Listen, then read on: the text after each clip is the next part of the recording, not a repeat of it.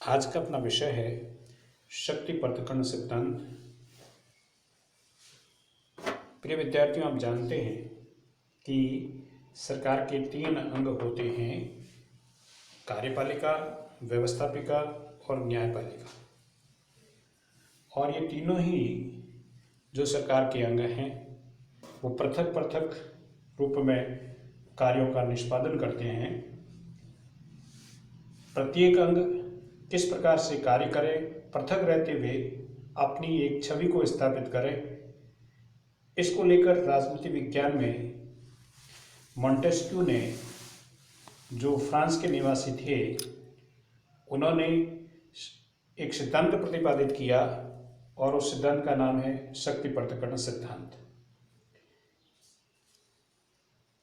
जैसा कि कहा जाता है, स्वयं मॉन्टेस्क्यू ने कहा है कि जर्मनी की यात्रा करनी चाहिए, इटली में थोड़े दिनों का पड़ाव डालना चाहिए, इंग्लैंड में सोचना चाहिए और फ्रांस में रहना चाहिए। मॉन्टेस्क्यू ने शक्ति पृथक्करण का सिद्धांत, अपनी रचना स्पिरिट ऑफ लॉज, जो उन्होंने 1748 में लिखी थी, उसमें प्रतिपादित किया। और ये जो सिद्धांत मॉन्टेस्क्यू ने प्रतिपादित किया, उसमें मॉन्टेस्क्यू पर ब्रिटिश संविधान का, रोमन के इतिहास का और अरस्तु और जीन बोधा के विचारों का स्पष्ट प्रभाव देखा जा सकता है। मॉन्टेस्क्यू को 18वीं शताब्दी का अरस्तु और आधुनिक ऐतिहासिक शोध जनक के रूप में जाना जाता है। मॉन्टेस्क्यू, जिसका बचपन का नाम चार्ल्स लुई डी सेकंड था, और अपने चाचा की इच्छा पर सन 1716 में अपना नाम बैरन डी मॉन्टेस्क्यू रख लिया। मॉन्टेस्क्यू ने कानून की आत्मा, स्पिरिट ऑफ लॉस, जिसको ले spirit the laws, the Persian letters, Sulla और एक्रेटिस के संवाद, रोमन लोगों की महानता और पतन के कारणों पर विचार इत्यादि प्रमुख रचनाएं लिखी। और मॉन्टेस्क्यू के शक्ति पृथक्करण सिद्धांत का प्रयोग स्पष्ट रूप से अमेरिका के संविधान में किया गया। फ्रांस के एक शासक हुए हैं लुई 14वें, जो मॉन्टेस्क्यू के समकालीन थे, जिनका फ्रांस पर निरंकुश शासन था, जो कहा करते थे, आई एम द स्टेट्स, मैं ही राज्य हूं और मेरे शब्द ही कानून है, कानून मेरे में निवास करता है और कानून का निर्माता मैं ही हूं। और ये शब्द स्पष्ट करते हैं कि अगर शक्तियों को विभाजित नहीं किया जाता है तो व्यक्ति निरंकुश बन जाता है, सर्वेश्वर बन जाता है, आतिताई शासक बन जाता है। मॉन्टेस्क्यू ने इस बात पर बल दिया कि जो है शक्तियों का पृथक्करण या विभाजन होना चाहिए। इसीलिए मॉन्टेस्क्यू ने अपनी रचना स्पिरिट ऑफ लॉस में लिखा कि जब व्यवस्थापिका और कार्यपालिका की शक्तियां एक ही व्यक्ति या समुदाय के हाथों में केंद्रित हो जाती है तो किसी प्रकार की स्वतंत्रता नहीं रह जाती है। यदि न्यायाधीश की शक्तियों को व्यवस्थापिका और कार्यपालिका की शक्तियों से पृथक नहीं किया जाए तो नागरिकों की स्वतंत्रता प्राप्त करना आसान नहीं रहता। अतः व्यवस्थापिका, कार्यपालिका और न्यायपालिका पृथक पृथक रहकर एक दूसरे के क्षेत्राधिकार का उल्लंघन न करें, यही शक्ति पृथक्करण है। और इसी परिभाषा के आधार पर अमेरिकी विद्वान मेडिसन क्या कहते हैं? मेडिसन कहते हैं कि शक्ति पृथक्करण का सिद्धांत एक देववाणी है, देववाणी के समान है।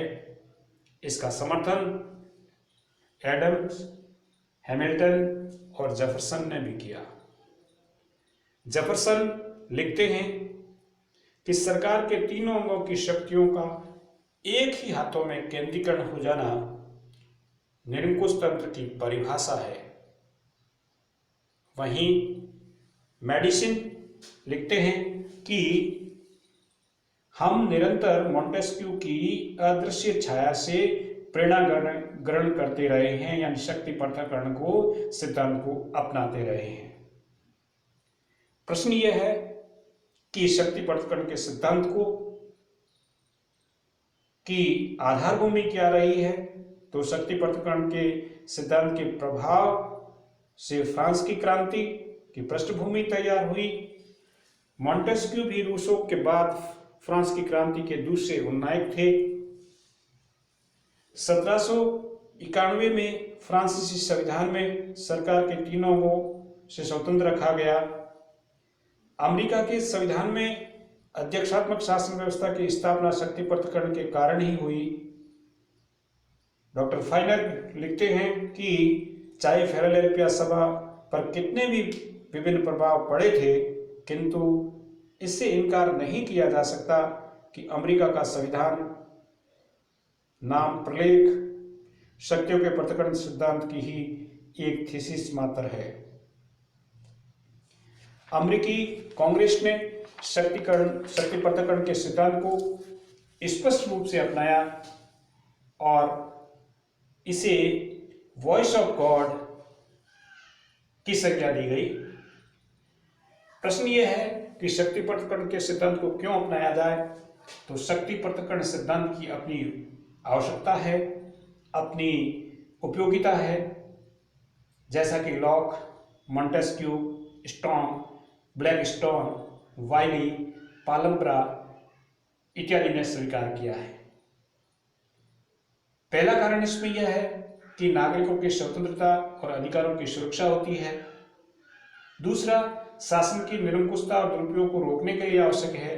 तीसरी बात, शासन का विभाजन, विशिष्टीकरण और विकेंद्रीकरण और विभागीकरण और विशेषज्ञता के लिए भी जो है शक्ति पृथक्करण आवश्यक है। शासन के अंगों के उत्तरदायित्व इसमें तय होता है। वहीं न्यायपालिका स्वतंत्रता के साथ, निष्पक्षता के साथ कार्य कर सकती है। इसलिए शक्ति पृथक्करण सिद्धांत की आवश्यकता है। जहां तक शक्ति पृथक्करण के गुणों का प्रश्न है, तो इस संबंध में कहा जा सकता है कि शासन की निरंकुशता पर रोक लगती है, शासन स्थायी रहता है, जनता को न्याय मिलता है, शासन सक्षम होता है और वहीं कार्यपालिका में योग्य व्यक्तियों का चयन संभव है। लेकिन दूसरी ओर यदि हम आलोचनाओं को देखें तो कह सकते हैं कि शासन व्यवस्था में पूर्णतः शक्ति पृथक्करण संभव है ही नहीं। दूसरी बात, इस सिद्धांत से विभागों में टकराव की संभावनाएं अत्यधिक बढ़ जाती है, सामंजस्य का अभाव होता है, विभाग निरंकुश हो जाते हैं। स्वतंत्रता के लिए शक्ति पृथक्करण आवश्यक नहीं है। सरकार के तीनों अंगों का ऐसा विभाजन गलत है। नेतृत्व की कमी, गलत नामकरण, अस्पष्ट सिद्धांत और लोक कल्याणकारी राज्य के लिए उपयोगी नहीं है।